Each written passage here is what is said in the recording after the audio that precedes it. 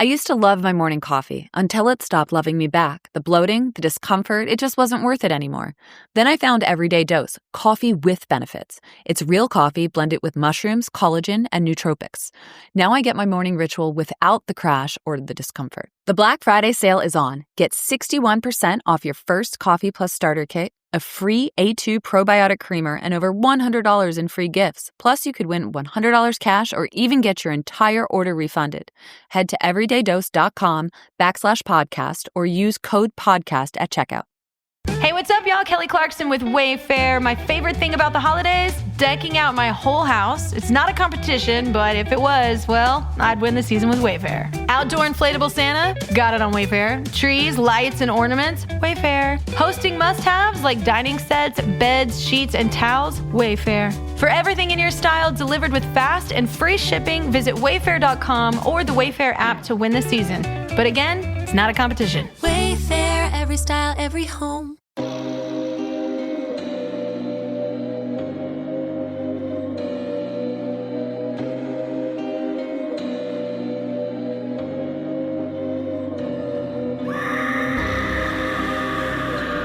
Hello, kitties. This is your Julie, the Crypt Keeper, and you're listening to Slasher Radio.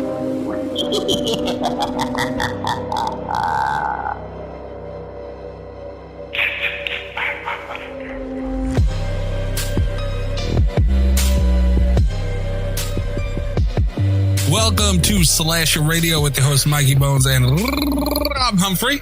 Hello, Rob. Oi. Ahoy, matey. What? We're not on a fucking boat. What do you mean, ahoy, matey? I don't know. I was trying new things out, you know? Don't do that. Just stick to your regular. I don't even know what your regular's usually annoying me. So I guess you're I don't know. Killing I'm going to go back to the butt nugget thing if you want. Please do not go back to the butt nugget thing, for the love of God. Not even a crispy butt nugget? No crispy butt. No butt nuggets at all. All right, we're here for week 2 of Murder Madness. For the Lord Humphrey Cup. Why you gotta piss me off? Why? I'm here trying to be positive, and you gotta do some shit like that. Why? Pew pew pew. God damn it. But it is for the Lord Humphrey's Cup. No, it's not. We are joined by 2 special guests tonight, one of which I believe will be here next week, but they come in pairs. So we are joined by Darth, Gregor, and Slasher Radio Hall of Famer Amber for this week's episode. Greg, how are you?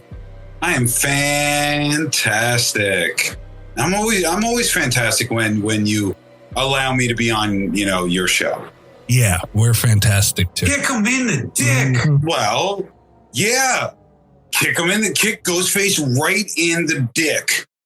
Why's it got to be dick? Why can't it just be dick? It's got to be dick. Because you gotta emphasize the important words. Kick him right in the dick. That's fair. And once again, Greg, what is the best kill in the Scream franchise? Oh, it's Annika from 6. Yeah. Greg has a TikTok. It's actually kind of dope. TikTok, at Darth Gregor on TikTok.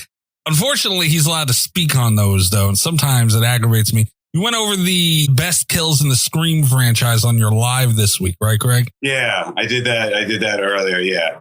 You did that. I did. I was hoping you were going to join me, but you were scared. And that's okay. It's okay to be scared, Michael. I was busy doing a baseball draft that I know very little about. Yeah, well, baseball drafts are dumb. I agree. There's too many players. Yes.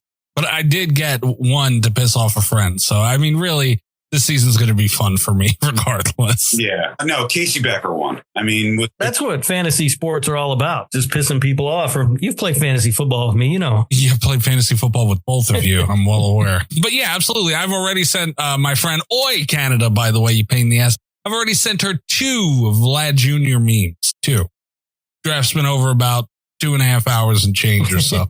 So she's already got 2. It's going to be a good season for me. Anyway. Speaking of seasons, we are here for week 2, still round 1 of Murder Madness. This every year, it's a lot of blood, gore, and tears, especially as I went through last week on the show. I am thrilled to get this going again. We'll finish seeding off round 1 and deciding the winners of round 1 here tonight with Darth Gregor. Which quadrants are we going to be dealing with this week? I have nothing to do with the quadrants. Sorry. All right. not in the quadrant department. I mean, I feel like it has to be upper and lower left, right? Or right. The upper and lower right hand side, probably. You realize how confused you get when you say it? Yeah, I know. That's why I ask you and you don't help. So you are some pain in the ass. We do have a listener mailbag to get to. We have drink roll call to get to, which we need to get to drink roll call because I made a very strong drink and I feel like I need to explain myself before anything might happen. I don't know. I just need to clear the air with the listeners and you guys before we get going too far. So did I say mailbag? Yeah, we got mailbag. Then we'll get to murder madness. So let's get to drink roll call now. I'll start us off. Going into this drink, it was meant to piss off Rob. Because I told Rob that I had found a beautiful concoction and combination where you don't really taste any liquor and it's like real dangerous bad stuff to drink this because it goes right fuck down nice and smooth. And it is cherry cola and my blackberry Crown Royal. So cherry, blackberry. Yeah. That doesn't sound good even. It tastes so good. But see, this drink, I'm going to call it the Greg. That's what I'm going to call it. Now, Greg, this drink wasn't exactly like it wasn't in tribute to you. Like it doesn't really relate to you, but it's kind of by proxy of you. Because as I was making this drink and pouring this Crown into my my cherry Coke, I was like, man, I'm probably need to put a little extra Crown in here because I'm going to have to deal with Greg. And then as I was putting my Crown Royal back, I seen the vodka next to it. And I was like, I am going to have to be dealing with Greg. So I might as well make this one a little extra spicy. So I threw a little vodka in that bitch too, because I'm going to have to deal with Greg. So I'm going to deem this drink the Greg. I got to be honest. That combination does not sound good. It don't taste bad. You're saying it's good. I'll take your word for it, I guess, but it doesn't sound good. I can't believe it either. I'm telling you, cherry cola, especially with the blackberry like that, it's a melody. I don't know what the problem is here. All right. That's wrong on so many levels. But I'm naming it the Greg. Do you at least appreciate the thought behind it, Greg? I appreciate the thought. Here's the problem. You put blackberry brandy in there. No, blackberry whiskey. Oh, whatever. Whiskey. Just Jesus Christ, be a man. Drink whiskey straight. I'm drinking whiskey. What's the problem? You're drinking flavored whiskey. So what? So you wouldn't prefer flavored vodka, Greg? No. Well, hold on. You can't say that. I can't. No, I can't say that because, obviously I can't say that. But look at the flavor. Blackberries are gross. Blackberries aren't bad. Yeah, but it's not so much about the No, blackberries are gross. Peaches are gross. Because I like green apple Crown Royal. Green apples are gross. Apple Crown Royal is good as well, Amber. That is very true. It's very true. That's the only flavored whiskey I'll drink. Have you tried the blackberry Crown? I'm not big on blackberries, period. I think they're overly sweet. Okay. But I am a huge fan of cherry vodka. See? Flavored liquor is the way to go, gentlemen. Let it go. All right? We're not at a speakeasy. We don't got to go to those anymore. It's fine.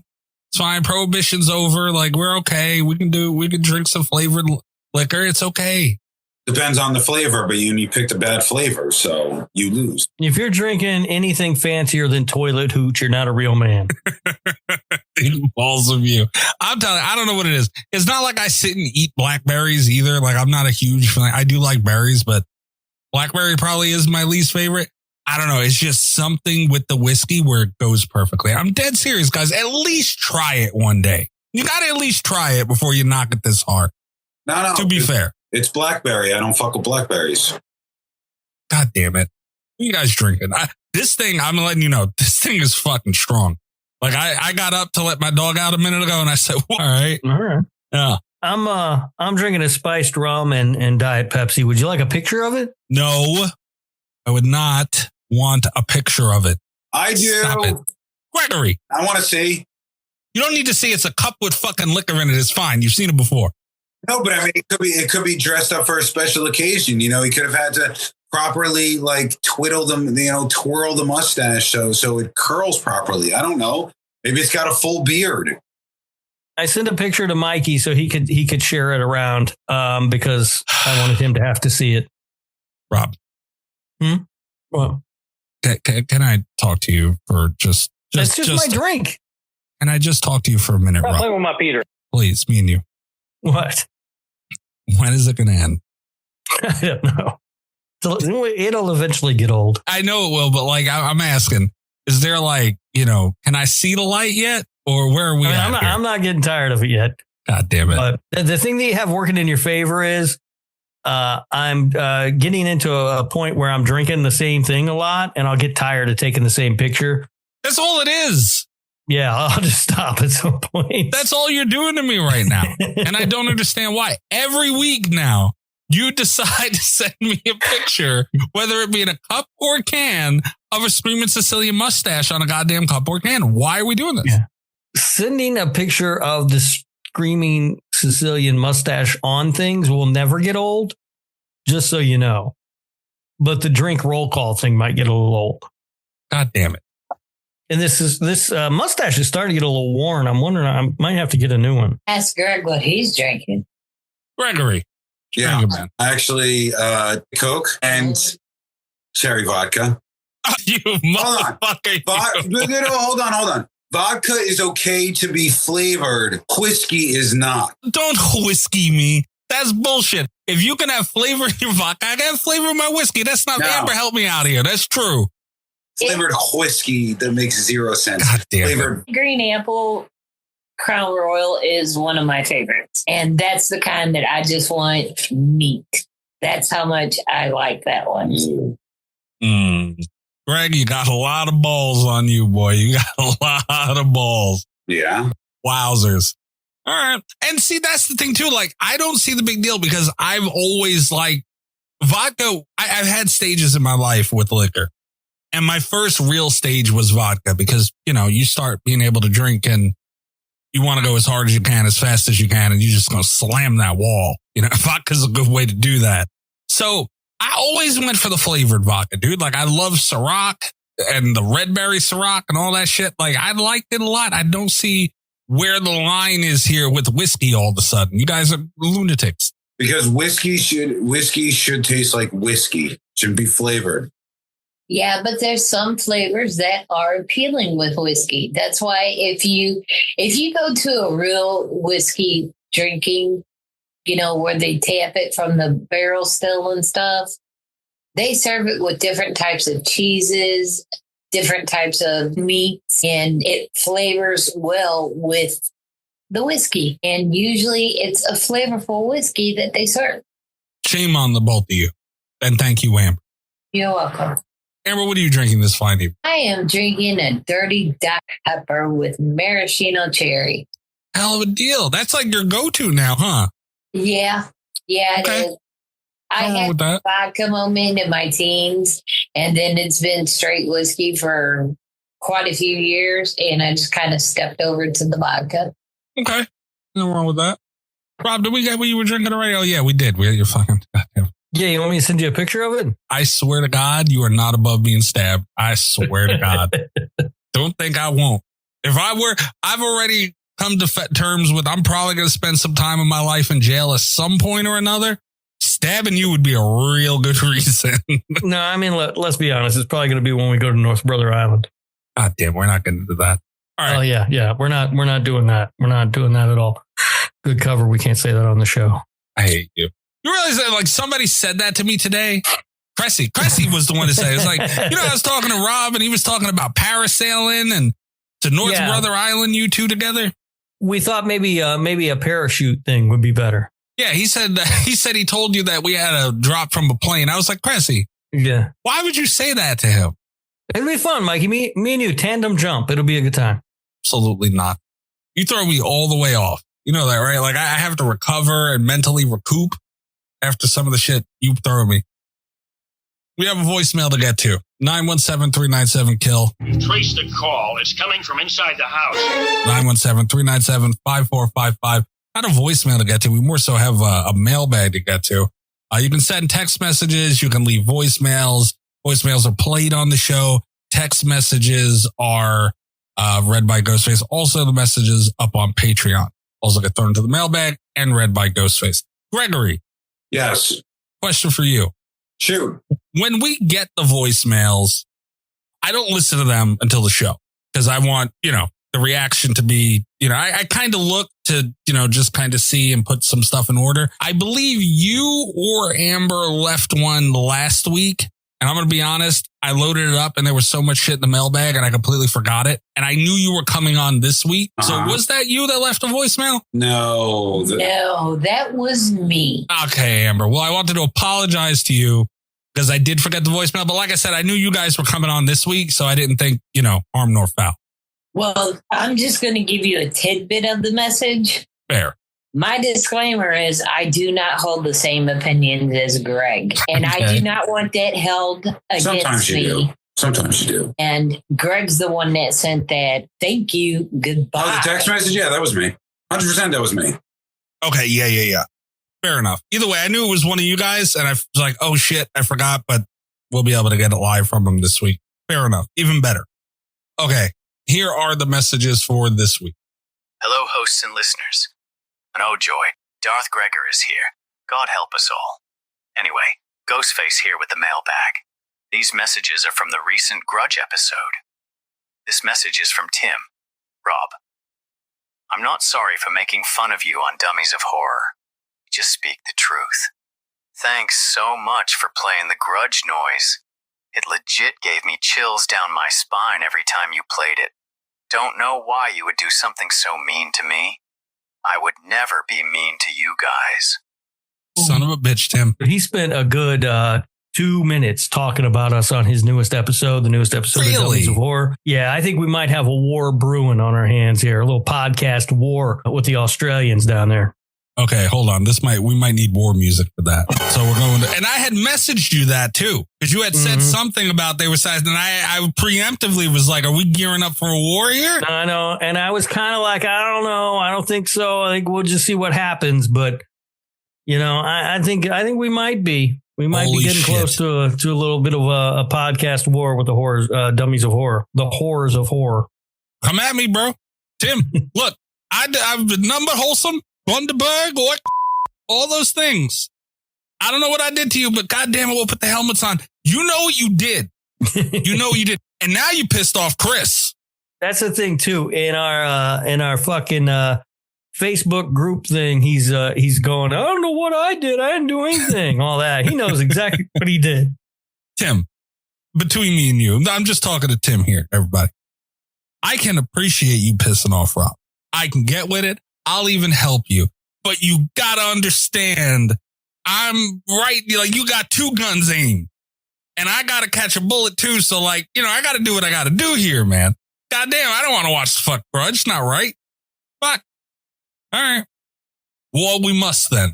Yeah. It certainly seems like it's headed in that direction. Yeah. Also, I am fully aware of the I would never be mean. I don't know what I did, all that stuff. I pulled that on Rob all the fucking time, Tim. All right. I'm a veteran of pissing off Rob myself. That's why I appreciate when you do it so much. I ain't buying that shit, though. I'm well aware of what you're doing, and I know you're well aware of what you're doing. God damn it, oi. We ain't here to fuck spiders, all that stuff. God damn. All right. Next message. Tim's got some balls on him, don't he? Oh, he does. God. The next message is from Mecha Spyro. I love the pain Patreon put you guys through. But I would also love to see some really great movies be talked about. I guess that thought can live in my dreams with Freddy. I think with how many Aussies there is here, you need an oi and a G-Day mate soundbite. Also, after watching Longlegs over the weekend, I think that it is the most hyped movie of 2024. Good, but overhyped. Oh, shit. Mecha Spyro, you are now banned from the Nick fucking Woo Cage cast. I hope you're happy. Spyro's talking about, I watched Longlegs, Rob. Uh-huh. I forgot to tell you. I did mean to mention it on the show. There was actually, I watched it, Vivi watched it, Illyria watched it, and I know that Spyro watched it with his wife recently. Right. So it was like the talk of the Discord a little bit. Nate got in on that conversation as well, I believe. Dude, I thought it was really good. I told you. I'm kind of, I don't know. Overhype might be mean, but I can see what Spyro's saying. And I'm already banned, so I don't give a fuck what you say. Yeah, you're already banned. Look, it's a great movie. It's really good. Nicolas Cage is really good in it. And I don't know. It was a divisive movie, though. I think a lot of people Well, I don't want to get into too much spoiler territory on it or anything, but I think a lot of people were a little disappointed in the direction it went, because the marketing certainly made it look like it was going to be one thing, and it starts off as that thing, but then kind of becomes something else. And I think that threw a lot of people off. Yeah, that, and they took some chances with certain things. Cinematography and, like a lot of cinematography is amazing. I loved what they did with that. Yeah, no, I was going to say they took a hit. That was the biggest area. They took some other chances technically throughout the movie. And I was going to say, I think most of it hit. So bravo to them on that. But I can see a wider audience maybe not feeling that, especially a more general, not really horror, like a casual horror, mainstream horror fan, not really getting it. All right. But having said all that, Spyro, you are banned from the Nick fucking Wu Cage cast. Good job, Spyro. Also, yes, oi button for sure. Good I might for sure. But the buttons have to happen organically is the thing. And if I come across, or maybe you could even point me in a good oi or good I might button or an Aussie button, I'd love to have it. But they have to happen organically. I'm playing with my Peter. Or it doesn't work. Yeah. Yeah. It got in my mouth. All right. Greg? Amber, Longlegs thoughts? Okay. Longlegs is a really good film. My biggest issue with it was Mika Monroe, the lead female. Too wooden, too stilted for my liking, but definitely a lot of twists and turns there. I liked it. I liked it so much I bought it. Nice. Yeah, I thought it was good. Amber, what about you? I actually liked the filming of it. I thought it was beautifully shot. The only issue that I actually had with it was the lead girl. They made her too awkward. I can see that.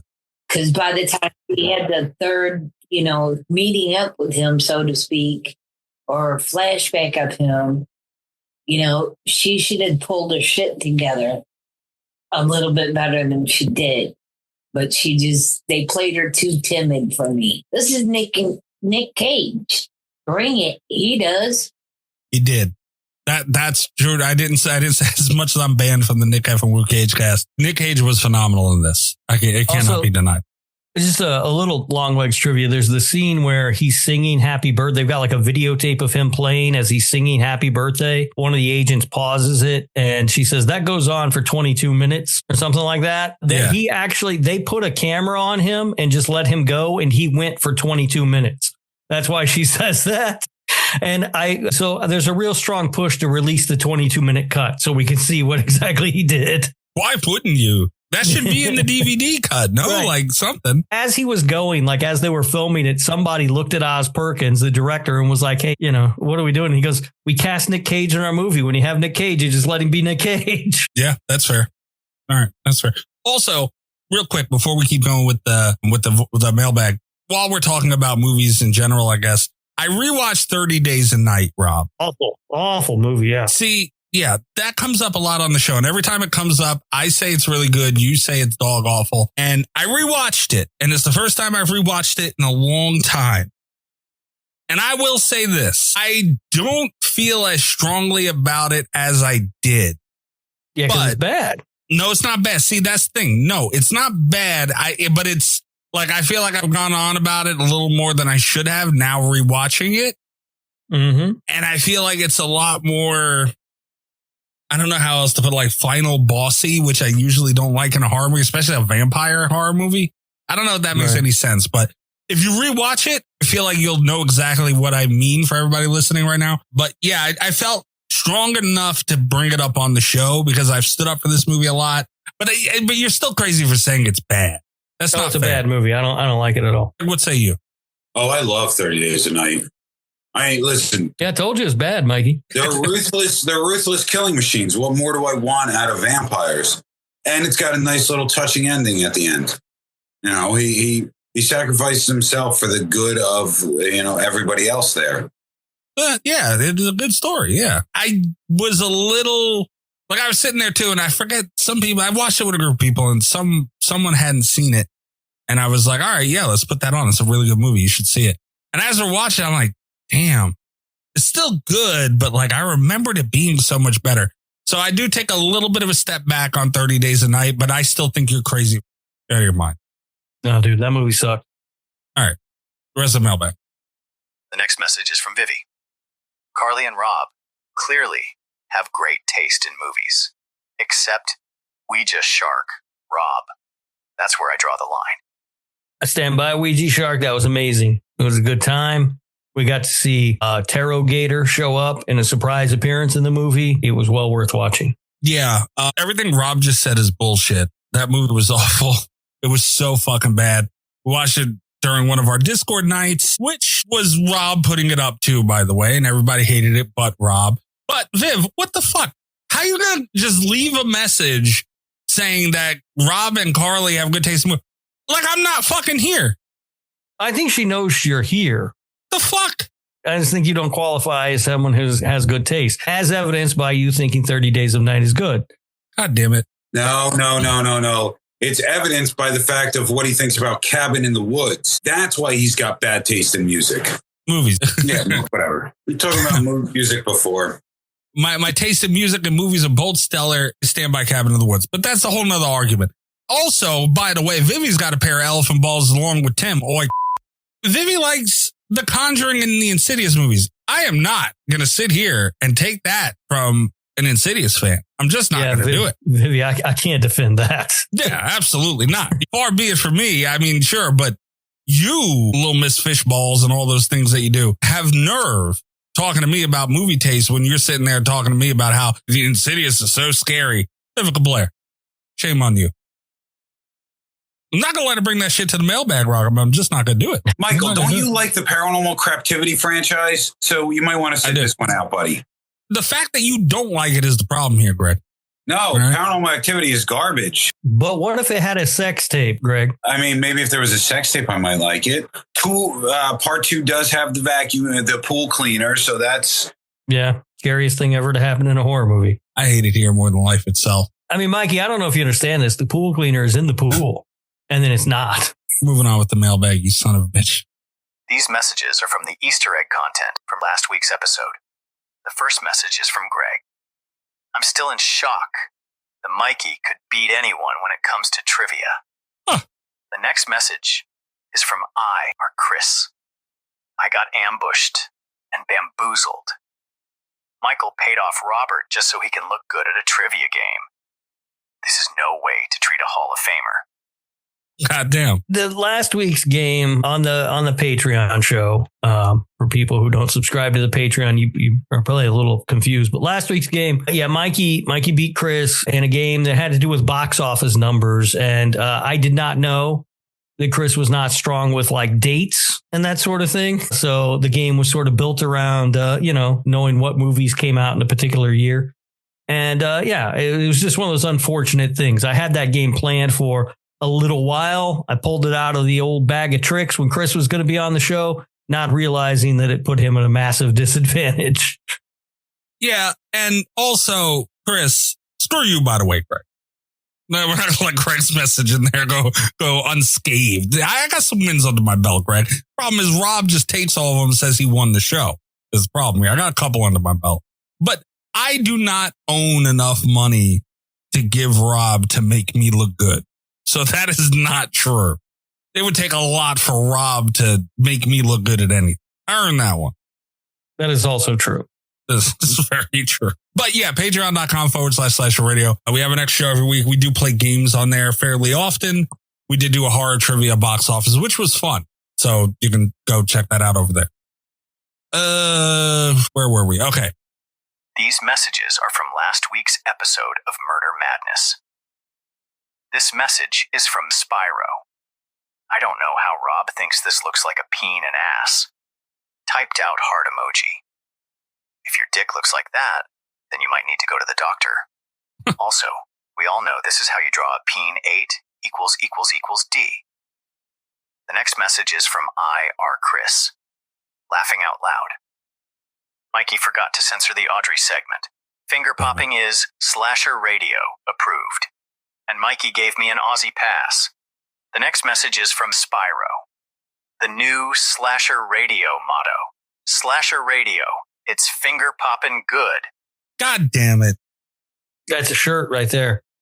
Yeah. Yeah. I mean, look, the ass and peen thing, that wasn't, I'm not saying it's a perfect representation. In fact, I just said it looked like a butt. And then Mikey was asking what the other thing was. And so I just kind of threw it out that maybe it was a penis. I just always thought that was a butt. Yeah. I mean, it looks like a butt. Like, I know it doesn't come across through the audio very well, but like looking at the message of Spyro, like 8 equals D, like chef's kiss, dude. This is a great message to look at. Like, this is very good. I forgot some bleeps last week. That's my bad. Mm-hmm. Yeah, you're welcome, everybody. We're finger popping all over that episode. Mikey's not doing anything about it. This is getting out of control now. All right. I forget bleeps 1 week. See, this is why we got the bleeps, though. This is why. Because without them, we got this. We cannot let this go any further. This is ridiculous. Yeah, no, that is not the motto. That is not good. I feel like it should be bleep now. But like now, if you bleep it, like it just sounds ridiculous. So now it's like we're in a position where people have to hear finger pop, right? I don't know. I don't know what to do. I mean, you know, you're in charge of the bleeps and you're dropping the fucking ball. Look, God damn it. Yeah, I have been. I'm coming up with a new. And I warned you guys. The thing, I understand the oi. I love it too. It's hard to keep up. I just told Illyria in the Discord. It's hard to go around looking for every goddamn week. It's hard, man. Fucking hard. A lot of work. Are everywhere lately. We're doing it to ourselves here. We got one more message. The final message is from your drink roll call pictures from last week. And it is from Mystic. The mustache got in his mouth. Bravo, Mystic. That was good. The mustache makes the pictures more, just beautiful, I think. I hate him so much. And bravo for the utilization of the got in my mouth. It got in my mouth. I like that. I like how that's catching on a bit. It is one of my favorite buttons. I had that button for a long time. It's just not catching on. It's weird. I think it's because I play, dude, you don't understand. Like, I'll play that randomly in the Discord and people enjoy it very much. Even if I don't play it, sometimes like Leo or somebody will go, got in my mouth. Damn it, Leo. All the things we don't want to catch on or don't even think would. Here we are talking about things mustaches getting in mouth. It got in my mouth. All right. That's the mailbag. Thank God that's over. All right. We're going to take a quick break and we will be back with the remainder of round 1 for Murder Madness. For the Lord Humphrey Cup. I hate you.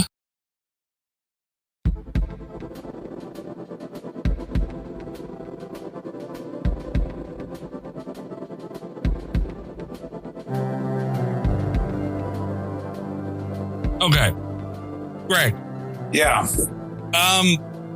Were there any discrepancies that you would have with last week's episode? Because I'm sure you're cocked and loaded for that. I am, and yes. Wait. Did you say and loaded? I don't think you can say that. I can say that, but you can't just say. What about peacock? You could say peacock, but he can't just say. Well, why not? It's basically the same thing. What if I say I peed out of my? You definitely can't say that.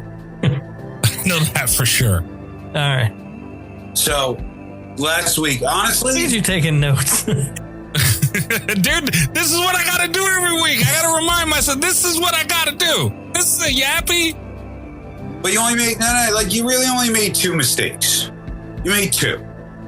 Okay. 1, Michael Myers would not defeat Audrey 2. Audrey 2 would eat him. Audrey 2 could wrap the vines around him completely so he can't stabby the plane. And all right, thanks for coming on the show, Greg. We'll see you later. I mean, sorry for being right. I don't know what you want me to tell you. That's not right. And then obviously, you know what the other one is. Like, I get it. It's a bit. You hate Jeremy Melton. Oh, yeah. But that's some fuckwit shit.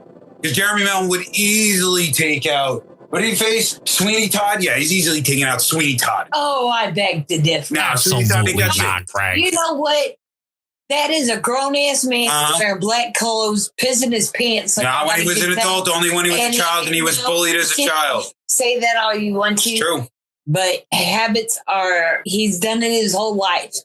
He's pissed his pants. When he was a child and when he was bullied. Bloody noses. Yeah, the bloody noses is to purge the evil right after he kills them. So the evil now leaves his body and everything's copacetic again. But also, Greg, you got to know that pretty boy is going in for plenty of haircuts, and he's going to end up in Sweeney Todd's chair eventually, and he'll get his throat slit before he knows what happened. Thank you, Rob. No. Yes. First of all, okay. He'll be bleeding out his nose and his throat. If you want to compare weaponry alone, it's Jeremy Melton. The man has scissors for hands, Greg. Not Sweeney Todd? Well, you know what I mean. Like, okay, but the same thing practically. He goes where he always has the scissors. Sweeney Todd has a straight blade. That's it. A folded straight blade. That is his only weapon. That is what he uses. That is his main weapon. Jeremy Melton can stab you, can his pants. Yeah, his pants. He's great with a bow and arrow. He'll nose will bleed. Todd from a mile away. He leaves his DNA everywhere because he can't stop pissing his pants and bleeding. His nose bleeds. And on top of that, Jeremy Melton's one of the few villains human villains that actually survives to the end of his film. So he's better.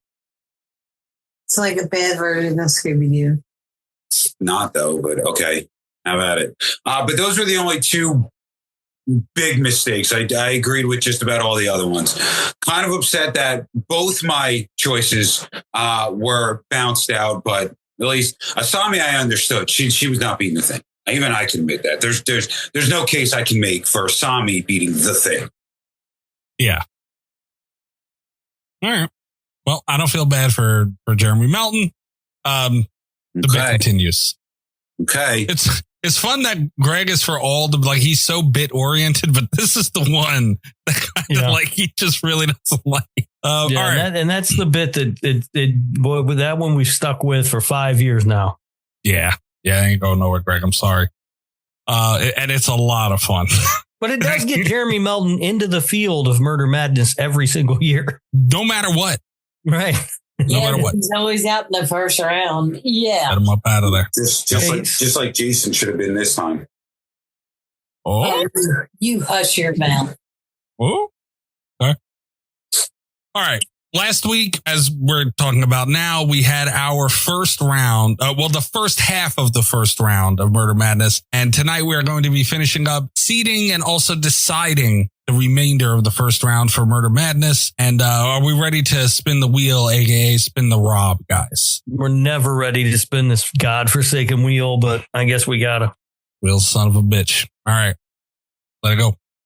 All right, let's see what we got. Candyman. That is Candyman, the late, great Tony Todd. See who he's going up against. It's going to be a tough out. Candyman went deep into the first Murder Madness that we did. Oh, shit. Against Mother. Mother from what? Barbarian. Okay. Oh, holy shit. Anybody got anything on this one? I mean, hold on. Is this really even a debate? Am I the only one that's dead set? I already know my vote is easy Candyman. Like, it's not even a contest. Why? He's got a hook and she's got a body. He'll gut her like a fish. Candyman wins. Yeah, but will he? Yes. Mother's not going to be able to do anything to him. I mean, I don't know, Greg. We saw Mother rip a man's arm off and beat him to death with it. Yeah, but that's okay. So, I mean, like, maybe she rips off his arm, but then she's got to deal with the bees. There's no response for the bees. Intelligence factor is heavy here. Yeah, absolutely. Definitely goes to Candyman.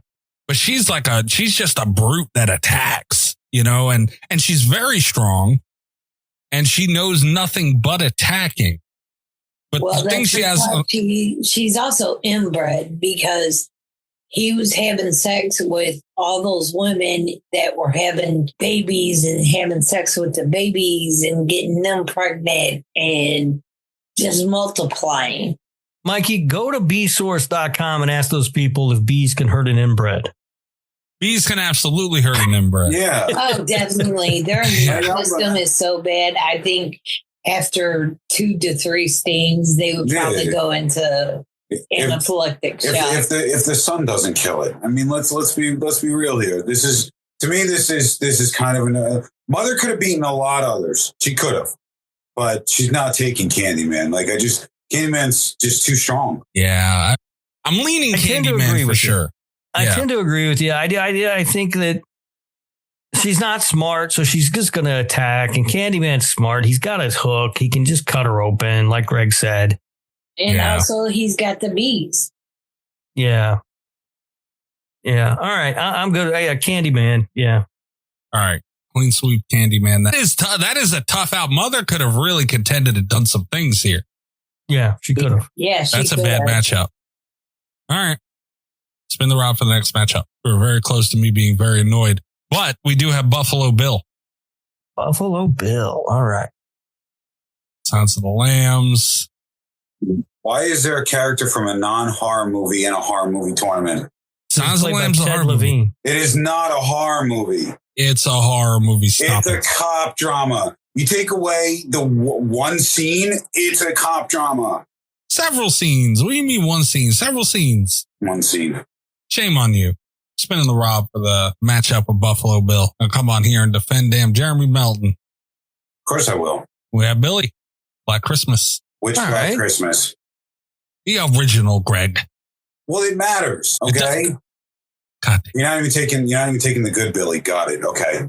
But I feel like this is Billy, because I think he could lure Buffalo Bill into a false insecurity by talking dirty to him and then just kill him. Okay. This is honestly though, this is a very fair matchup, and it's rare you get that with Buffalo Bill. So I'm glad that this happened. And let's think about it this way.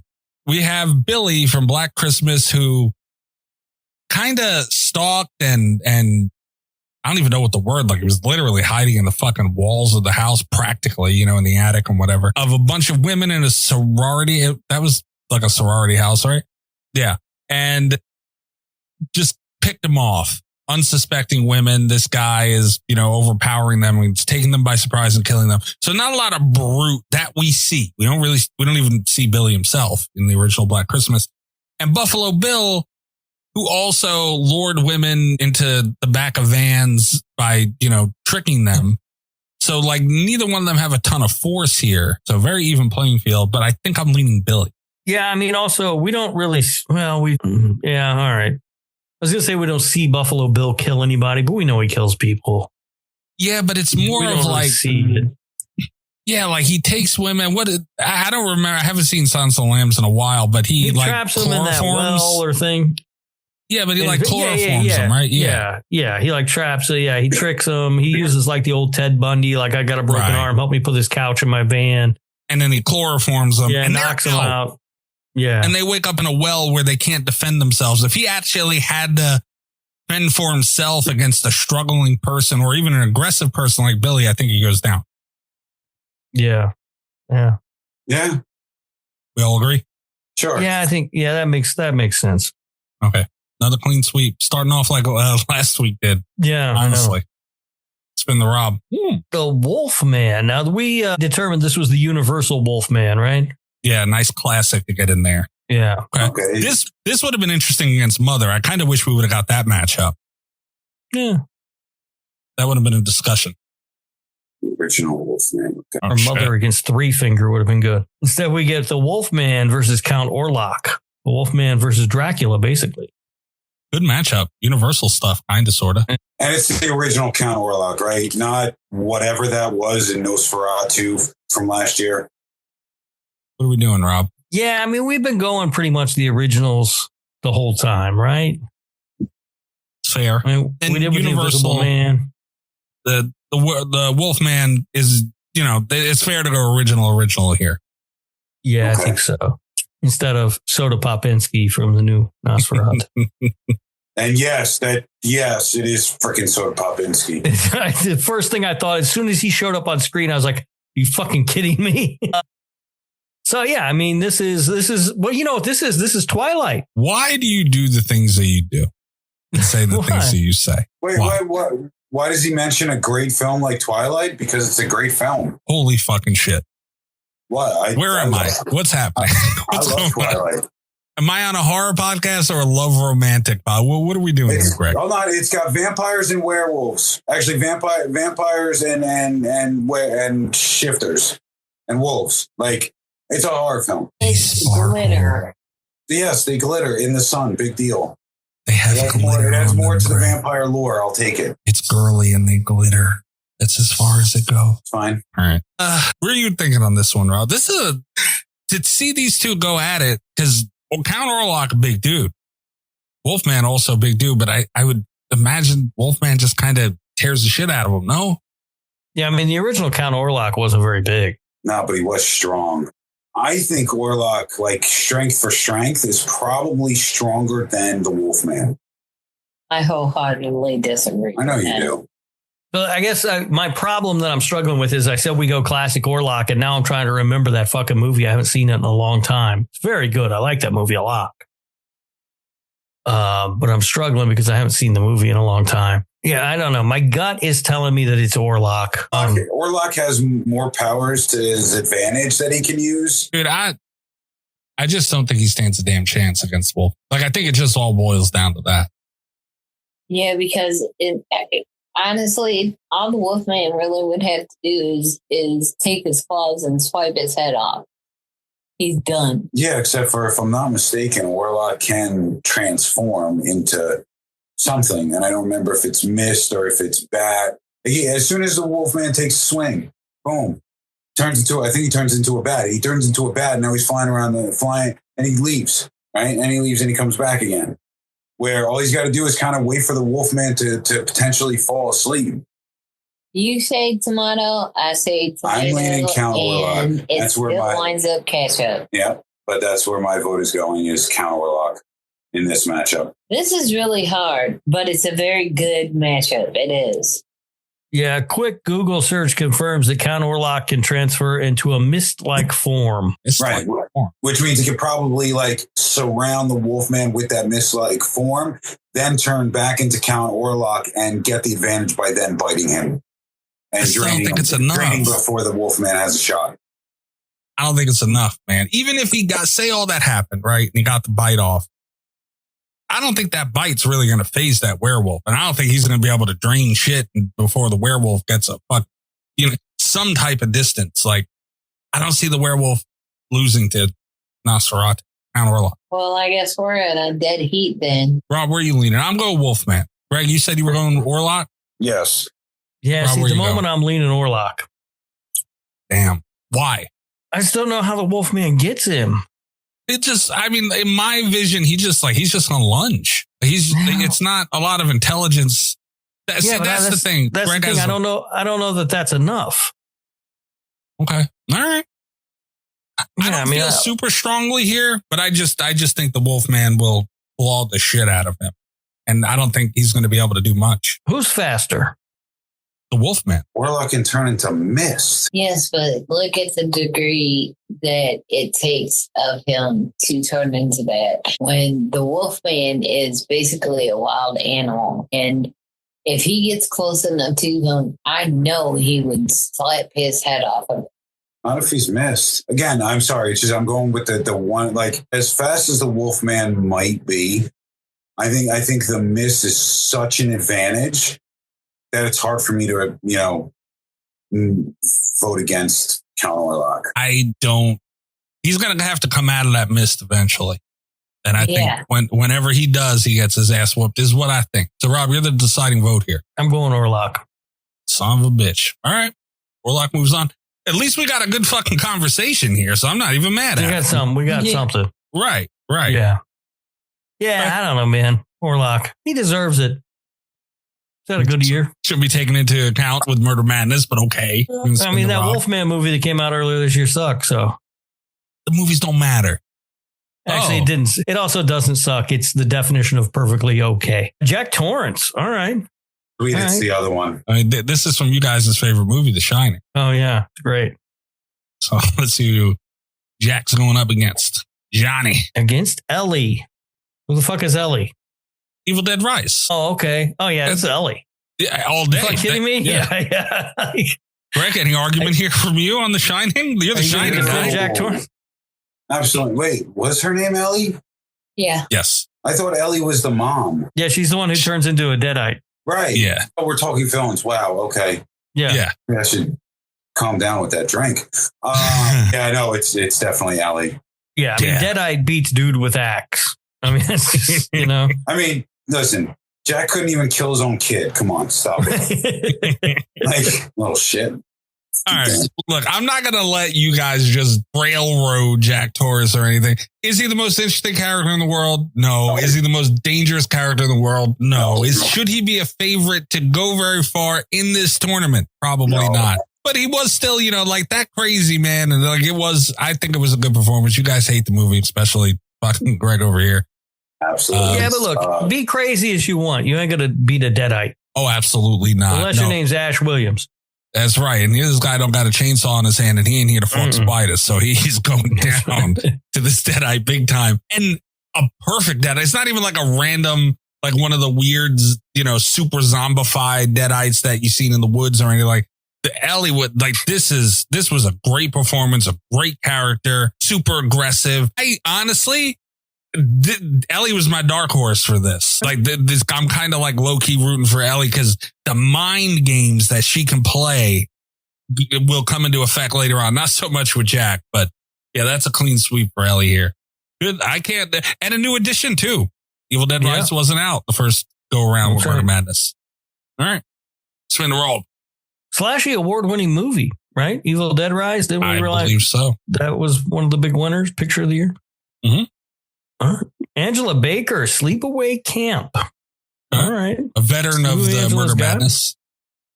Don't know that she's a great villain or great killer. And Jeremy Melton is gone, so. Can she kill Annabelle? Or does Annabelle kill Angela Baker? Here's the problem with Annabelle.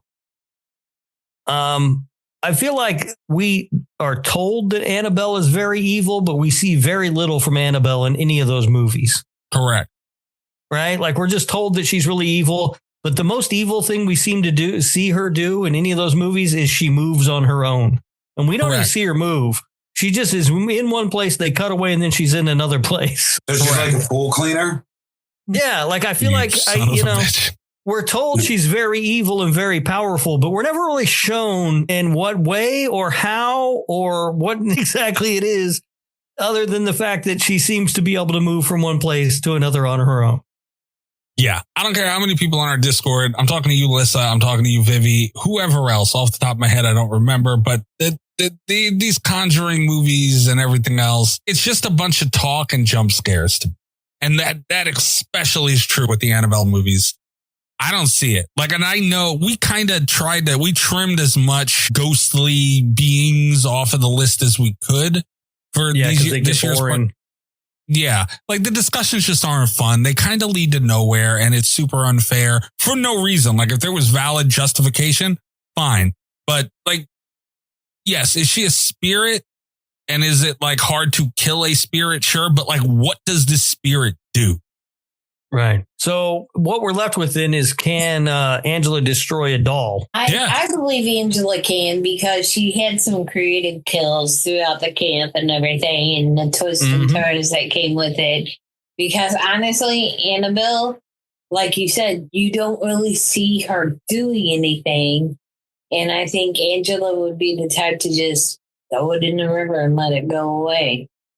Because a lot of everything, and it's nothing against the Conjuring universe, but a lot of the stuff that the Warrens claimed has been debunked. Yeah. Well, now the Warrens are heroes. You stop that right now and make Chris throw his phone. And keep in mind too, Angela got away. Like that sleepaway camp had a pretty decent kill count. Like she got a lot of kills in, completely unsuspected. Yeah. In a small confined area. Well, not confined, but only but so many people. It wasn't like in the city with thousands of people. Like it's a camp with only so many people, and she still pulled it off. So a little bit of intelligence there. I think she'll be able to kill the doll. Annabelle, please fucking go home. You guys agree? Absolutely. Sure. Right. No arguments here. Let's all close our eyes and she'll fucking appear out the goddamn door. Fucking hate these movies so much. All right, we're gonna spin the Rob. Angela Baker moves on. Thank God. All right, Negan. This baseball bat guy, right? Yeah, hell yeah. Right. Okay, this is Negan from The Walking Dead, so not absolutely not a movie, but still, I feel a big enough figure to be in here. See who's going up against. I like Negan a lot. Shit, he's going up against Pearl. Oh, come on. This one's not even a contest. I don't know much about Negan, as we've talked about many times. I did not watch The Walking Dead past the first season. I didn't like the show. So I've seen pictures of Negan. That's about my depth of knowledge. So I have to pick Pearl. I feel like she's going to put an axe right in his head. Mr. Robert Humphrey. And where are my balls? There ain't no way. Jeffrey, you may not know a ton about Negan as the character. You know Jeffrey D. Morgan, a sizely man, right? Yeah. He'll whoop her ass, dude. Nah, I'm going with Pearl. Okay. I'm agreeing with Rob on this one because I think all she'd have to do is push it in the lake and the alligator would eat him. No, man. She's way. not pushing him. She's not. Greg, she's not If pushing. she catches him off guard with like throwing a pitchfork at him, hitting him and knocking him into the lake, that gator's got some Cajun. Greg, how much of The Walking Dead did you watch? Up through 9. Oh, okay. So you're very familiar with Negan then. I'm very familiar with Negan. Okay, Now cool. ask me how much I watched. How much? First 2 episodes, and after that, I was done. All right. So you're not familiar. Negan, I've seen him go toe to toe with grown ass fucking men. Greg, you remember what I'm talking about? One of his like main right hand dudes, like fucked him over somehow. They just scrapped, grown man style. He has. I mean, he has no issues killing women. He has Men, zero, women, children. Yeah. He has zero qualms about killing anybody. He won't blink. Nah, if he's gonna, my vote is Negan. And look, I'm not like just disregarding Pearl because I was actually looking forward to see if Pearl can get a win here, because as much as X is great, and I feel like X is the best of that trilogy, performance wise and everything, be that as it may, arguably, right? But the performance put through in Pearl was like that crazy is something to behold. Like it truly is.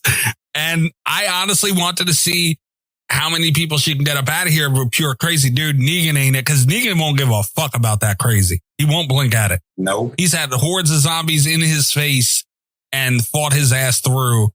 Guys, I'm telling you, Negan's a big dude. He don't take no shit. He would put that bat, Lucille, to the side of Pearl's head, and it's good night, Irene.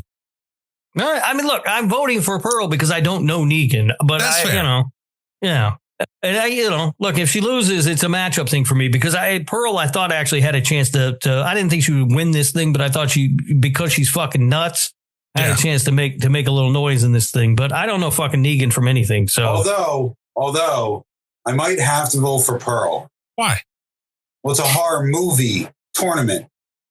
Okay, it's an antagonist tournament, is what it is. All right, well then Negan wins. Right. Yeah. And Rob, I'm disappointed too, because I appreciated that crazy very, very much. Negan will not take that. It won't phase him because he's had crazy. They've had some crazy motherfuckers on The Walking Dead losing their mind. He didn't blink. Mia Goth, Slashy Award winner of the Emma Roberts Crazy Eyes Award. Well deserved, but Negan moves on. I voted for Pearl.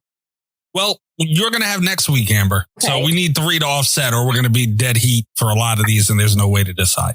Right, just like on the Patreon thing about the bands, Rob's vote didn't really count.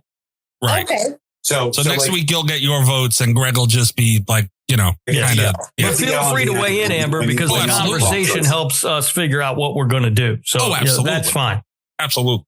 Yeah. And then next week the roles will be flipped, and Greg can. Actually, next week you're not allowed to weigh in, Greg. Amber, you have to tie him to that tree next week. Okay. So Negan does move on. That's honestly, I'm mad about that, man. I do like when you can be fueled by crazy, and like I'm upset by Pearl it's the getting out of wheel, here. man. It's the wheel. What are you gonna do? Yeah, that's unfortunate. Yeah. Let's see the next matchup. Speaking of crazy women. Oh, it's Tiff. What's the last name? Valentine? Tiffany Valentine. Now, what kind of a matchup would that be, Tiff versus Pearl? I wish we would have got that. That would have been something. Yeah. Wait, is it doll Tiff or human Tiff? It's got to be doll, right? Oh, shit. Tiff versus Freddy. Come on. Now, this is Freddy Krueger from the Nightmare on Elm Street movies, right? hell's wrong with you? No, it's Freddy from fucking Drop Dead Fred. Yes. Good pull on Drop Dead Fred, though. Love Drop Dead Cobwebs. Now, does Tiff dream? She's a doll. Does she sleep? Yes. Yes. Because she's a person inside that doll. She does have a human soul. She's got, human Tiffany soul in the doll. But if the soul, the things that make us sleep, I think our body is what makes us sleep. Yeah, but if she could fuck, she could sleep and dream. Yeah, they kind of screwed themselves on that. C to Chucky was a bad idea all the way around. Yeah, they made him human. Very human. Yeah. All right. Look, hey, if we're convinced Tiff sleeps, then it's Freddy. I feel pretty easily. I got to be honest with you. We always talk about with Freddy, the thing we always talk about is, you pull him out of the dream world, you fight him in the real world, and he's easy to beat. I'm not so sure that in the real world he couldn't take Tiff as well. Me too. And you can look back on past Murder Madnesses and even my love for Child's Play in general. I love Tiff and I think she's a badass motherfucker. She's more of like that, like set up. We've seen it a lot in Bride of Chucky where she would tell him to calm down and make a plan and make a real creative kill. That's not going to work on Freddy, I don't think. And she kind of did have Chucky a lot, as that backup. And it's just her here. I don't know. I don't think she could take Freddy. No. Freddy. Robert, you locked into Freddy? Yeah. I mean, if no one's going to try and change my mind, absolutely. It's hard to, man. Here's another person. I'm always upset when Tiff goes out. I'm upset right now, but fucking Freddy Krueger. Like you said, Rob, even in the outside world, I do think he'd be able to pull that off. Yeah. Yeah. You know what? I'll throw one to Tiff just like as a, hey, how you doing? No. If you want to do that, you go ahead. Nice little respect vote, Greg. No? Yeah. Come on. No. Damn. Cold. Listen, it's your vote. You can do what you want with it, Michael. I like the respect votes around here, Greg. Yeah. This is the man. Who Becky the fuck Lynch? is that? Yeah. It's from Hush, Rob, a movie you're very mean to. God, all right, good. All right, I got you. Okay. That's a good one, right, Greg? She's a really good film. Very good movie. Yeah, it's terrific. Have you watched it twice, Greg? Yes, and a few times, actually. You fucking noise, yeah, fuck. Damn. All right. The Man versus Victor Crowley. Every time I dig my heels in, I'm like, all right, you know what? I'm going to stand strong for this one. Fuck. Yeah, it's Victor Crowley. What are we talking about? That was easy. I really wanted to talk about this. He's just a dude, right? I mean, even his fucking crossbow thing isn't enough to do anything against Victor Crowley. He's the wimpiest crossbow in all of horror, by the way. Yeah. And again, the man couldn't kill one lone deaf woman. True. Could you imagine him shooting that wimpy little fucking Nerf crossbow at Victor Crowley? Even if he lands it, what happens after that? That's a good movie. Yeah. Victor Crowley, by the way, tough out. Going to be a real tough out. Real tough out. Somebody. Yeah. And it's interesting that him and Jason are on opposite ends of the bracket. There is potential for there to be a Jason versus Victor Crowley at the end of this one's all said and done. Potential. Kane Hodder versus Kane Hodder. Well, preferably not a Kane Hodder Jason. We're going for the better ones. Anyway, we're going to spin the Rob.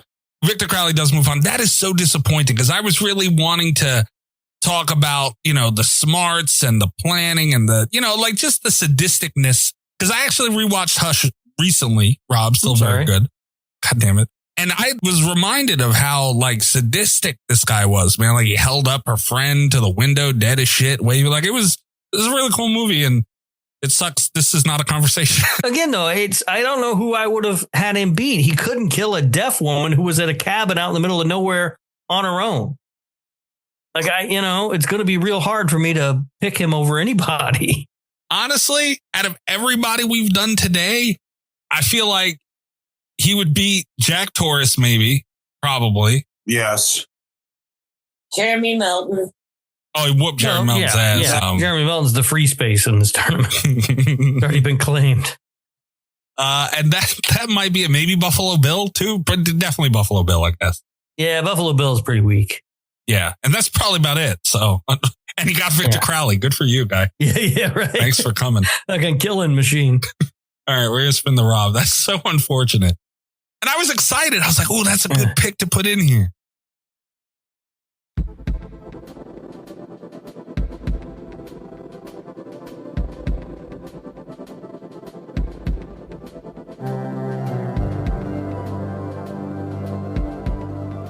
Ooh, the Collector. I feel like the Collector, every year I want to root for him, and he hasn't done well. I'll remind everybody, he's done pretty fucking well. The first year he took out Michael Myers. Did he? All right. He did. He did. Believe it was round 2, possibly. Forget past that. Against Three Finger. Couldn't be more different. No, they're very different. Collector easy, right? Well, you start dividing up their attributes, and obviously the Collector has the intelligence. Listen, if the Collector can take out Michael Myers, the Collector can take out Three Finger. Yeah. He's gonna trap Three Finger, and it's gonna be over. Yeah. I don't even think he needs to trap him. And Three Finger's just going to walk into whatever he sets up. Mm-hmm. Yeah. I think that's a pretty straightforward. I want to make it a discussion because it's not fun just running through these and, 3 outing them. I know, but it's this fucking wheel, man. Yeah, that's an unfortunate matchup for Three Finger. Three Finger's had some interesting discussions. It's not their first time in Murder Madness, but yeah, there's no way around this one. I'm going to go ahead and spin the Rob. Chrome Skull. Now, are you familiar with Laid to Rest, Greg? Yes, I slept through Laid to Rest. Yeah. Wondering why the people didn't just drive the fuck off? Yeah, I mean, listen, when you have Roach from the people under the stairs and you don't use him properly, no. To be honest, I'm glad you said Laid to Rest because in the spreadsheet where we list all of these characters, next to Chrome Skull, I put under the movie section, that movie where everyone could have just left. Okay. So let's see what Chrome Skull's going up against. Movie questionable choices. The killer character, though, this could be a dark horse. Fuck. He could have been a dark horse, not against Pennywise. I don't know. Again, I go back to Pennywise. Well, the Chrome Skull's silent, though, isn't he? Yeah. Mm-hmm. I was going to say, the only thing you got to do to beat Pennywise is bully him. Well, the new Pennywise, not the old Pennywise. Yeah, they were talking shit to Tim Curry's Pennywise. Yeah, I mean, yeah, it's Pennywise. He's an interdimensional being. Like, it's freaking Pennywise. But is it, though? Yes. How'd they kill Pennywise in the original? Or stop him, or whatever. Is this original Pennywise or We're definitely going original. Well, the new one's better, but okay. No, it's not. You're out of your fucking mind. Not even close. Is the new one better? Played by the same guy who played Soda Popinski in the new Nosferatu film. They just beat the hell out of it. That's what I'm saying. Like, I feel like Chrome Skull could do that. Chrome Skull could beat the hell out of it. Yeah, like he turned into this creature, but he didn't really do anything. But that's also if Chrome Skull doesn't get caught in the deadlights, and he probably will. And I don't remember it at all. if Chrome Skull gets caught in the deadlights, it's over for him. Because then he's like staring off into oblivion. He's frozen. He can't do anything. Pennywise takes advantage. But can he get caught if he's wearing a mask? Yes. Still has to see out the mask. I don't know, man. Maybe he sees through the camera mounted on his shoulder. That's what I'm saying. Like he's got a mask on.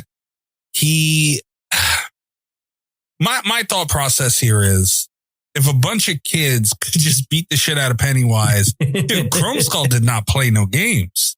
And as much as we love Pennywise and, original, I'm talking here, Tim Curry and the character he gave to that character, I mean, it doesn't exactly make him the most lethal thing in the world. Yeah, I mean, if all he's got to do is beat him up, then I think it's Chrome Skull. I think so, too. It was vicious. Because even when Pennywise did turn into that thing, that fucking turtle, whatever the fuck thing, what did he do? The kids just kind of threw shit at him. When he turned into a turtle? I haven't seen it in a long time, apparently. I don't remember that at all. What was it, Greg? So like some giant... In the original It, Bev shot this melted down silver with a slingshot into the deadlights, which broke the deadlights. And then they proceeded to just beat him down until he ran off to go sleep it off for another 20 some odd years. I feel like because Chrome Skull knew where everybody was. He was always a step ahead of everybody. I feel like he can easily figure out, or we don't even know what he's from, like what he's doing. And he's recording these things and he looks like a fucking hitman almost, like I feel like he would figure out or gain that information one way or another. And it's easy from there. I'm going Chrome Skull. I'm going Pennywise. Rob, split the difference. I'm going Chrome Skull. If all he's got to do is beat the shit out of him, then I'm going Chrome Skull. I do like how beat the shit out of him has become like, kind of. Yeah, I mean, if that's all there is to it, like you said, a bunch of little kids did it. Chrome Skull could do it. All right. Fair enough. All right. Pennywise, thanks for coming. That's a popular name up out of there. But for anybody who hasn't seen Lay to Rest, watch it. I think you'll understand a little bit better. You won't understand why they don't just fucking leave. Right. Chrome Skull's a good character. The movie's not that great. Yeah. A deadly character, too. Those kills were wild. It's Art the Clown, My Greg. vote's How for you the other feeling? one. It's for the other one right now. Rob Humphrey, don't you fuck me here. I want you to be I'm fair. not saying I haven't said anything. I don't know who he's going up against. I've told you before. I like Art. I just don't like the movies. I'm just saying, don't just fuck me for no reason. Go with your heart and go with what's true, but just don't you dare fuck me for no reason, because I already know I'm going to get fucked for no reason from one of the panelists here. I'm not going to say any names. Let's see who the next person is. I'm nervous. I'm very nervous. I've gone through a lot of heartbreaks last week rather. I'm very fucking nervous here. No whammies. Please, for the love of God. It's the Djinn from Wishmaster? Yeah, from Wishmaster. Okay. Interesting battle. Yeah. Someone said something about Wishmaster recently, and I was talking about how much I don't like these movies, and I think they're super overrated because of their bloated cast. And the movies aren't very good, and the Djinn is fun. They're not great movies or anything, but they're fun. And I always say that the Wishmaster is the earnest of the horror world. It's like Wishmaster goes to jail, Wishmaster goes to college, but they're fun. I think this is art. Well, Wishmaster's thing is like you wish for something and then it like goes bad, right? Art what the doesn't fuck is speak. Art? What's Art going to wish for? Aha, Greg. He doesn't need to. In a pure physical matchup, the Djinn is stronger. But is he more brutal, though? Yes. Yes. No way. It doesn't matter. It's Happy the Shooting Mime. I'm voting against him. We've seen Art get his ass whooped, bloodied, fucking battered, and everything else. He's not going to just sit down. He's not. He can take an ass whooping. He's a genie. He's got all the power in the world. But we never really see him do shit. I'm sorry. Have you not seen the Wishmaster films? Every single thing that he does. All right. So looking this up, the Djinn is a master of magic who can manipulate reality and perform feats that defy the laws of nature. He can also shapeshift. That doesn't bode well for Art. Art kills anything near him. I don't think it hurts him. You ready? The Wishmaster, the Djinn, turns into an elephant and steps on Art. Art is dead. No, I think Art fucks that elephant up. No. I'm not gonna lie. Dude, Art is a machine, dude. And he's not human. Keep that in mind, too. Art's not human. He's not just some dude. That is a good point. We have seen Art decapitated he had his head cut off to get a head back. Yeah. I'm staying with it, dude. I truly think. What happens if you shoot the Djinn? Nothing. So how is the Djinn defeated? Because I've seen 2.5 of these movies. I really don't like them. How do they defeat him? You have to make a wish that kind of resets everything and gets him back into the gem. You have to kind of like Hellraiser. You got to put him back in the box. You got to do the same thing with the Djinn. And since Art doesn't speak, there's no way he's going to be able to put him back in the gem. Art can't win this. So that means the next person the Djinn goes up against just has to make a wish and he's dead. More or less, yeah. Yeah, but Art can't because Art doesn't talk. Right. But I feel like Art can still kill him. I don't know, man. Not if that's how you kill him. And Art also has that fucking, what's her name?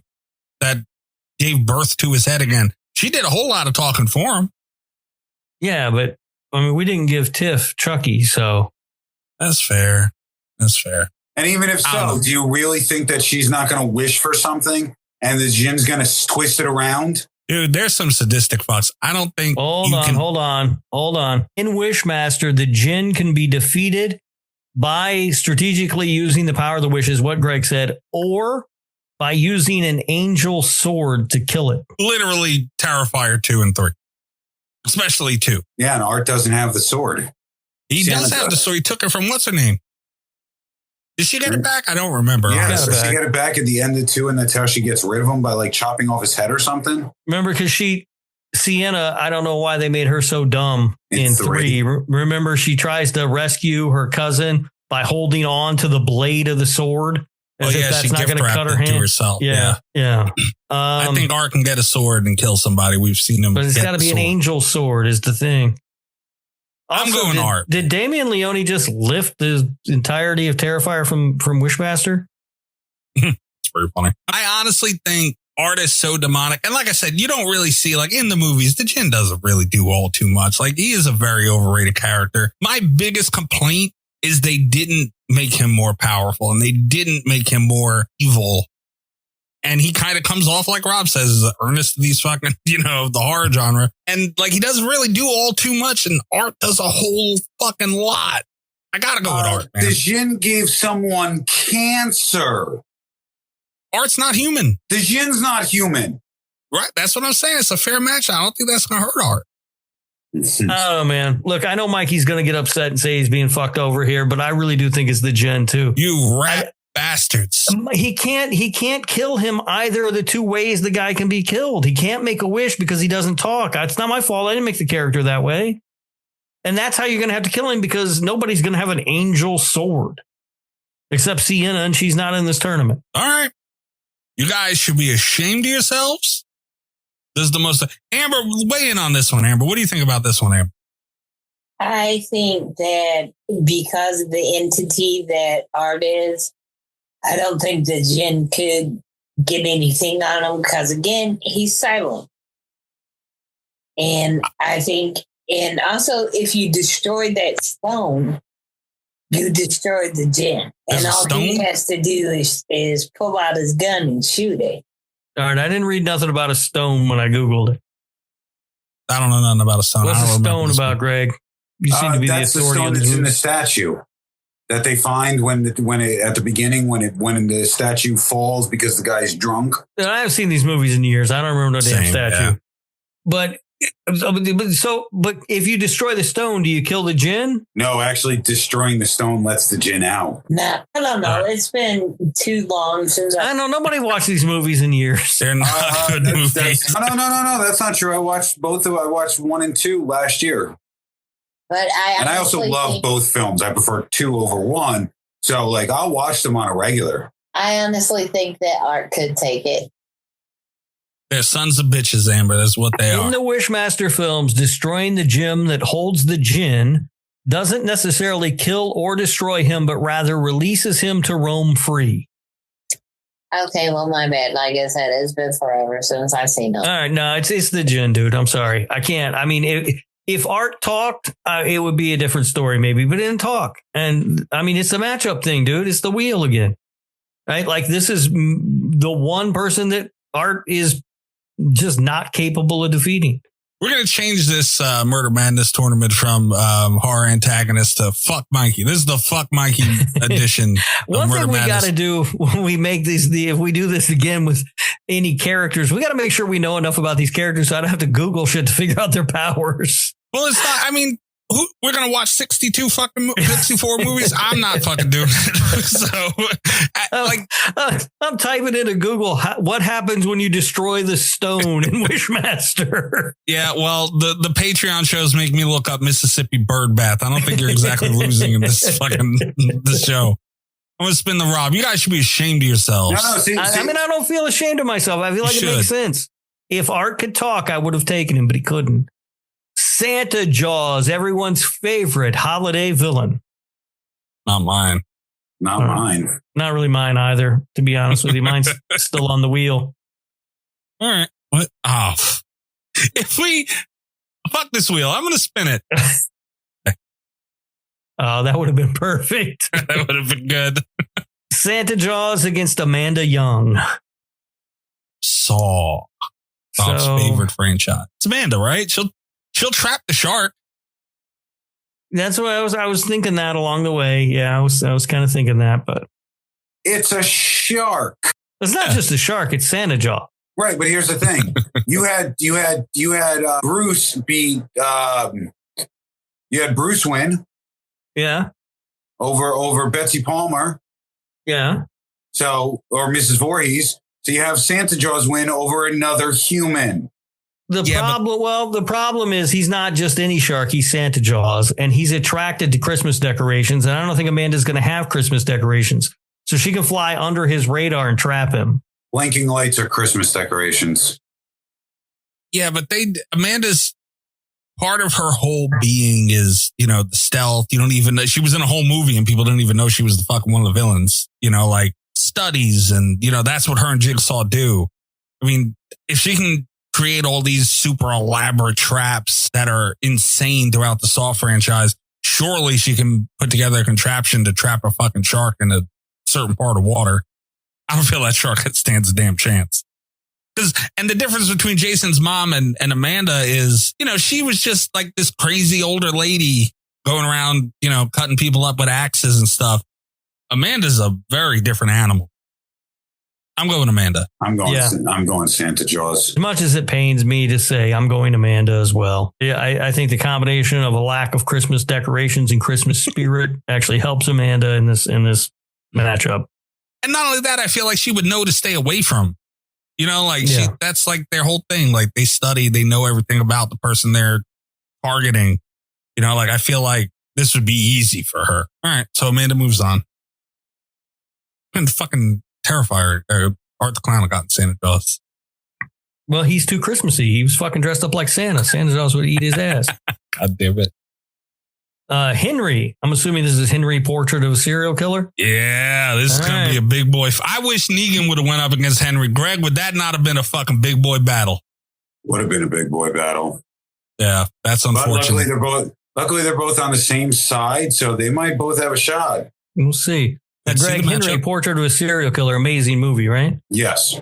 Yeah, great. Very good movie that you don't want to watch more than like 3 times. Never really want to see it again, but it's great. All right, we're going to spin the Rob. I wonder if Otis or Baby's here. Shit. Henry against Chop Top. From TCM2. Yeah. Bill Moseley, Chop Top? Yeah. Not Bill Moseley like Otis Firefly, but okay. No, Chop Top. Who Bill Moseley told me Chop Top, his favorite character he's ever played. Yeah. You don't got to tell you. You could tell. Yeah. This is a pretty good matchup. This is. I feel like I'm looking for an advantage for either one of these guys, and I'm not finding it. Okay. You want an advantage for one of them? Seriously. Chop Top's insane. Yeah. So that insanity factor, I think, will help him. Because if you Henry is more kind of calculated. He's calculated and sadistic. Chop Top is insane and sadistic. And I think the insane is just kind of what would push him over the edge. Plus, if Henry were to stab him, I don't think Chop Top would like reel back in pain. I think he'd be more like, oh yeah, do it again. You know what I mean? Yeah. No, you might be right about that. Because my thought process was that Henry had the size advantage.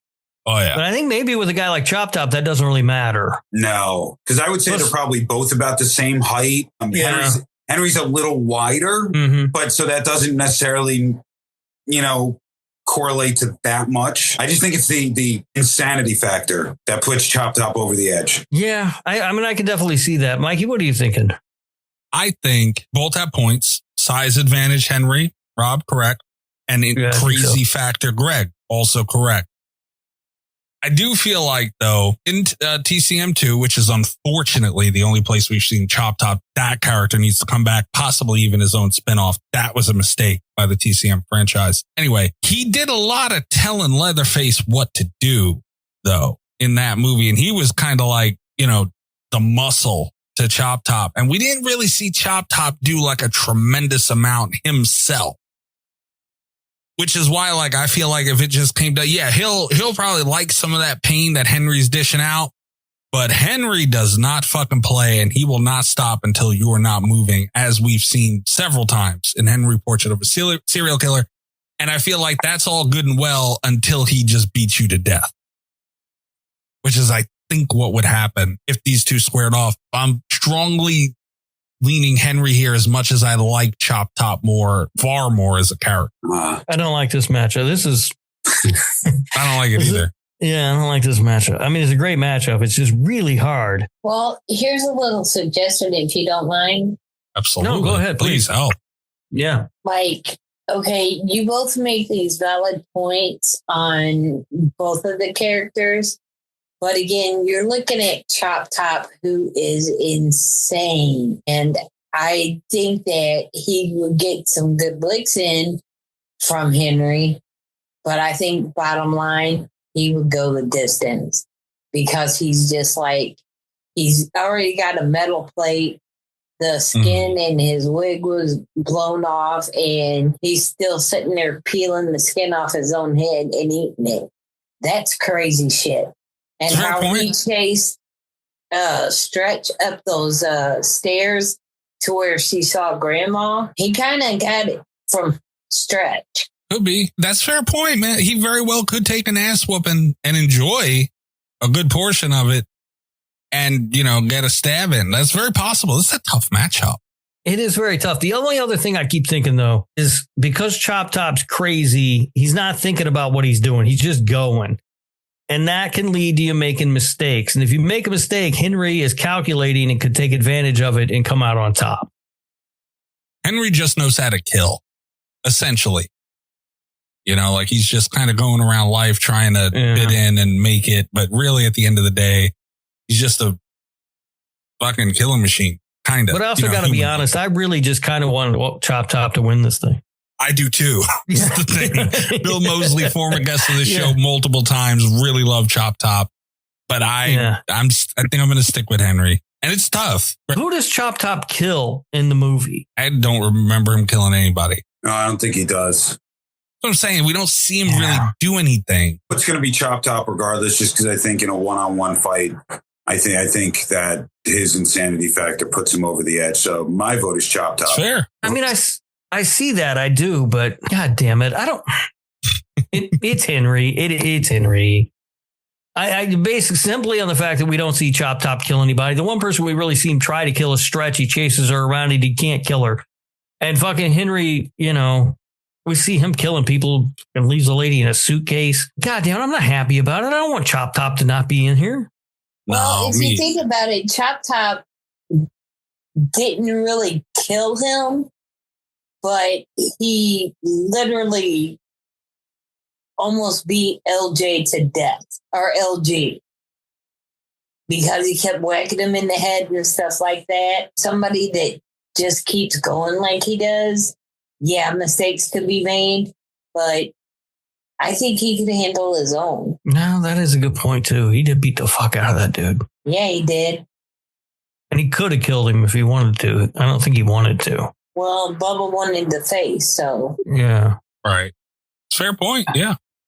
Rob, you switching? Or you staying firm? It's Chop Top. It's Chop Top. Okay. I'm not mad. Yeah, shit. I can't. I don't know. I mean, Amber's right. He beat the fuck out of that guy, and he easily could have killed him had he wanted to. It's a good point.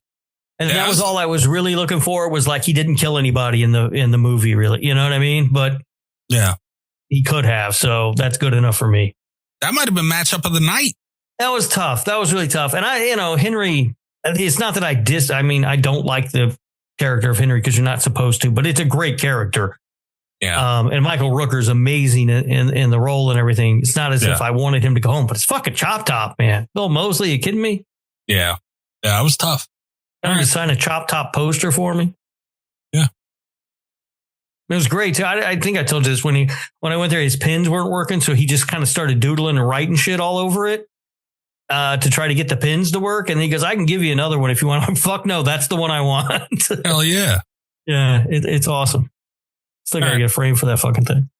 We'll spin to Rob. Harry Warden, otherwise known as the Miner from My Bloody Valentine. All right, we'll see who Henry goes up against.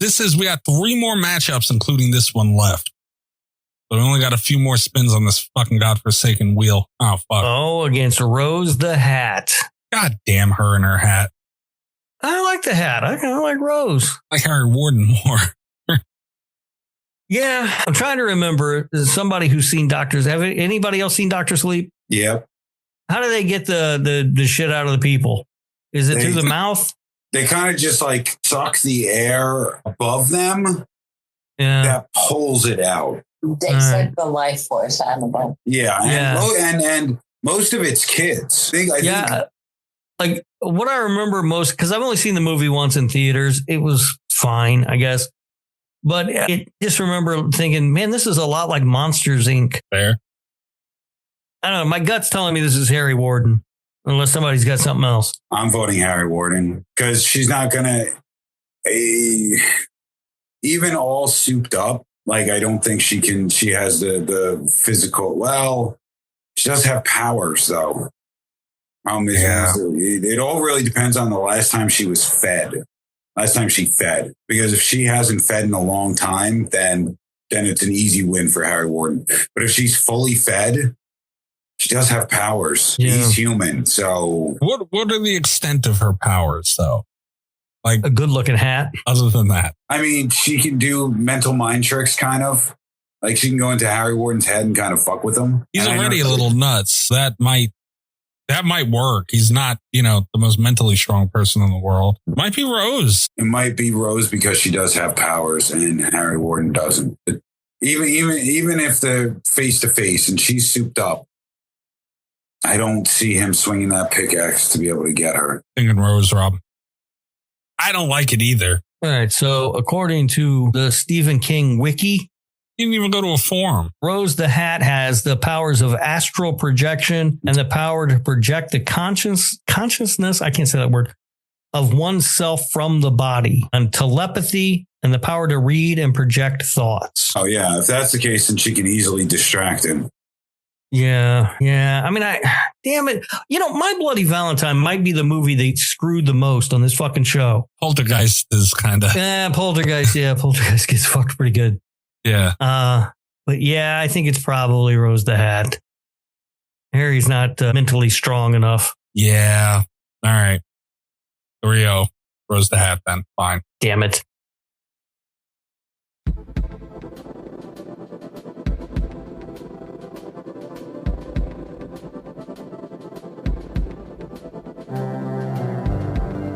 Two more spins on the Rob here. Let's see what the first matchup is. We got two more matchups for the night. The first one is John Carver. Okay. Thanksgiving. Yeah. Yep. Another Murder Madness debut. Give our last spin of the Rob. Fuck. John Carver. God damn it. Dr. Hannibal Lecter. Old Hannibal the Cannibal. And the Fuck Mikey edition of Murder Madness continues. Again, putting a non-horror movie character in a horror movie tournament. It's not non-horror. It's very scary. I'm trying to fucking think here. What are you trying to think? You think it's Hannibal? Yeah. Yeah, I think it's Hannibal too. What? Yeah, dude, Hannibal Lecter beats the shit out of those cops and kills them, man. Am I in a Twilight Zone? John Carver, what do you think he's going to be able to get Hannibal into an oven to cook him like a turkey or whatever? Like, I don't see that happening. I think John Carver. The other way around, I could see. I think John Carver was fast, strong, brutal, effective. I think he was all those things, man. I don't think he was much of a killer. Dude, he had some crazy kills. But he's going after high school kids. He ain't fucking with Hannibal Lecter. I think it's also the intelligence factor in Hannibal Lecter. Yeah. And Hannibal, I mean, you talk about brutality, as brutal as fucking John Carver was. Hannibal didn't play when he got in close to people. He was biting their fucking faces and shit. Look, if you guys are going to give me this for free, I'll take it. I'm not going to make this argument last any longer than it needs to. I'm just saying. Look, I kind of hate to see John Carver go out because it's another new entry. Yeah. And I feel like the new people haven't fared all that great. But my gut immediately was, this is Hannibal. I think of several kills, but like the one that sticks out to me from Thanksgiving is like that when he put that lady's face up against the freezer. Like when he struck, dude. Like it was so that woman fast. Also ended up getting killed by getting cut in half by a dumpster lid. You think Hannibal's going to climb into a fucking dumpster? No, but I was thinking he could have killed her any way he wanted, though, is the thing. Like he was toying with her very much towards the end of that. Yeah, but he's not going to be able to toy with Hannibal. You're going to fuck around and find out if you try to do that. That's true. All right. So 2-1 Hannibal, and I'm the one that voted against the motherfucker. Oh. You hate Silence of the Lambs, Mike. Don't you fuck with me. Please leave me alone. I've had a hard time here. All right. Well, Hannibal moves on. I'm fucking shocked, pleasantly surprised. This is probably the only thing that's gone my way this goddamn tournament so far. But Rob, would you like to introduce? John Carver's not going to be able to tag Hannibal Lecter on Instagram. Hannibal ain't got no Instagram account. Yeah, that's true. Yeah, I mean, I'm all for the mental games. I just didn't think that he could hang like Hannibal's. Yeah, it's true, though. Like, when he got up on you, and he acted fast. He didn't fuck around, dude. Yeah, that's fair. Look, I'll take it, man. I'm not mad about it. Hannibal also knows how to fight. Like, he knows how to throw fisticuffs. Sure. Like, and when he sees that who John Carver is under the mask, finds out it's a cop. No. Right. That's He loves true. killing cops. Yeah. And I know, look, I get it. Hannibal's like an old man, but he wasn't like a feeble old man. He had like that old man strength. You know, some old dudes are just fucking strong as shit for no reason. Yeah. Hannibal, I feel like that from Hannibal. Is that you, Rob? You're like old man. No, I'm not. I'm feeble. Hannibal's old man strong though. Okay. All right, Rob, would you like to introduce the final part, the final matchup for The round final one? matchup of round God one. damn it. This would be how it goes. The Grabber from the Black Phone versus Santa Claus as portrayed by WWE superstar Bill Goldberg in the 2005 Christmas horror film Santa's Sleigh. God damn it. I mean, Now- immediately I think this is Santa Claus as portrayed by WWE superstar Bill Goldberg in the 2005 Christmas horror film Santa's Sleigh. You realize you don't have to say the whole fucking thing every time, right? You realize I'm going to, right? Yeah, I know. And that's why I'm trying to, like, this is me nicely asking you to stop because it's very annoying. And you don't need to do it, is the thing. Everyone heard you the first time. I didn't see Santa's Sleigh. Shocker.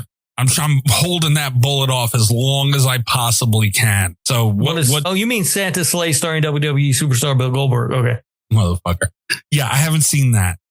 So fill me in a little bit. What does he do? Is he just a buff Santa? No. I mean, that kind of comes into play, but he also, like, he's just fucking evil. And it's been a while since I've seen it at this point because I kept expecting it every year to come up on the Christmas showdown. It never does. But there's some other shit he can do, right? Because he's like a demon or something, right, Greg? Is that how it was? That He made yeah, basically. I mean, I don't know if he's like I think he might be the devil.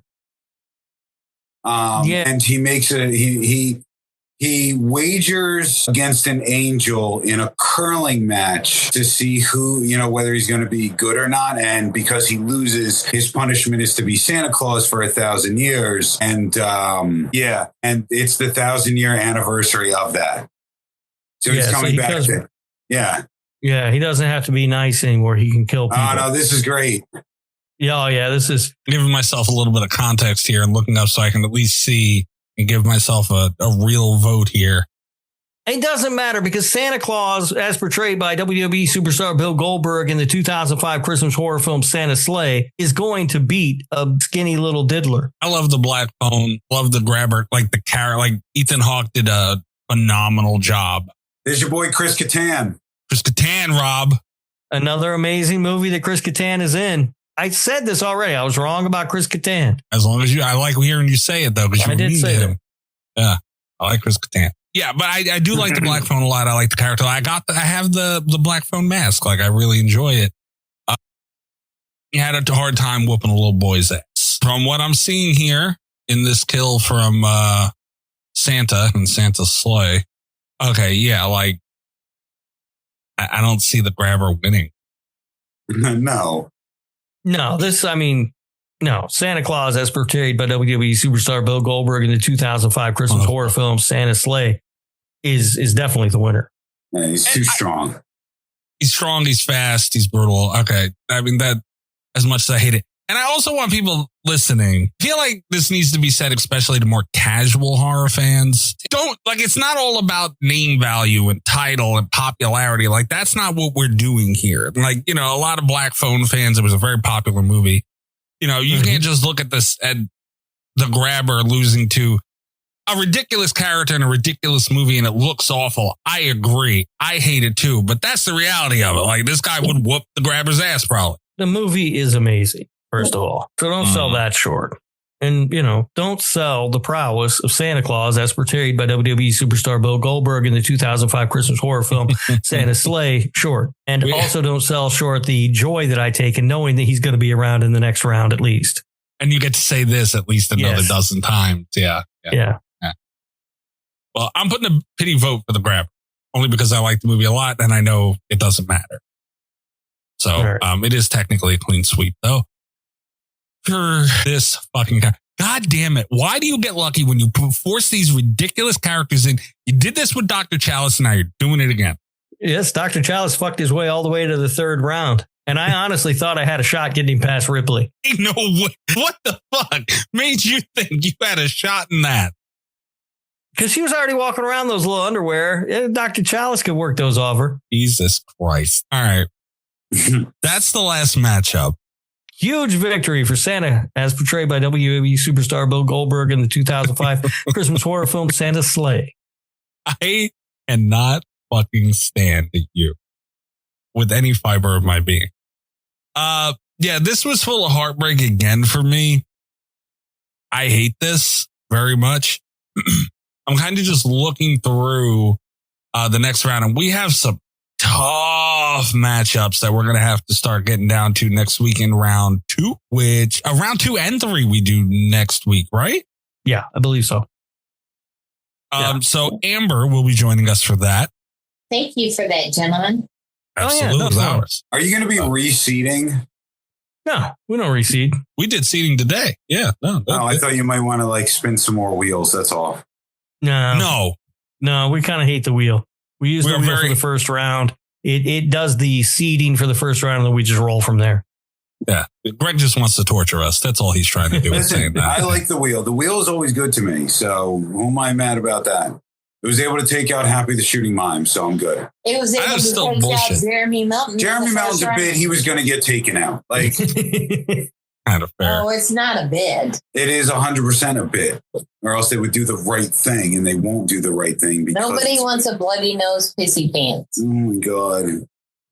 I mean, I do feel like it might not be a bit in the antagonist tournaments. Now, it's definitely a bit when we do movie tournaments and we still have Jeremy Melton in there. But, in this kind of tournament, I think maybe we're just playing it straight. You can keep trying to convince me of that, and you're not. Like, I get it. You hate them. I get it. Yeah, we do. We do hate them. All right. Yeah, so that's it for round 1. How you feeling after round 1, Mikey? I feel like shit. I hate this fucking thing. I don't know why we do it every goddamn year. I'm mad. You were oddly accepting of Art going out. What are you talking about? I was very much, man, what am I going to do? I'm going to sit and bitch about it? I mean, yeah, I'm going to bitch about it, but I mean, you've seen me I've thrown bigger fits during this tournament than that. It's our 5th year doing it. I'm used to it. I've left the call at least twice. If I leave the call, it ends everything. I don't have the benefit of doing that. I'm not happy about it. There's several in here. I don't have Ghostface anymore. I don't have fucking Art the Clown anymore. Like I got the Grabber's gone. Like there's a lot of shit I lost in here, man. I am by far the most hurt out of this so far. One of the big reasons I wanted to redo this tournament is because we had some new people come up. And Art was the main one. And I really thought Art was going to do some damage in this thing. He just doesn't talk, and he got a terrible matchup. And there's nothing we can do about it. I still think he would have whooped his ass. You both have to sleep with this. This is on both of you guys. I'll sleep fine. I don't know about Greg, but I'll sleep like a baby. This is going to be the best sleep I've ever had, if that's the case. Shame on the both of you. But all right, toughest matchup of round 1. I do think it was Henry and Chop Top. That was rough. Yeah, that was matchup of the night. Honestly, yeah, yeah. I mean, name value Art the Clown. Obviously him going out any matchup. You put Trasher Fire in under his name. You son of a bitch. That's just looking at the damn spreadsheet. So his name being involved. I mean, that was a discussion as well. But the true difficulty here, I agree, Rob. That was. Henry and Chop Top was rough. Yeah. Did you have Leslie Vernon? I don't think we did. I think he was in the first one. The first Winter Madness. I put him in this time.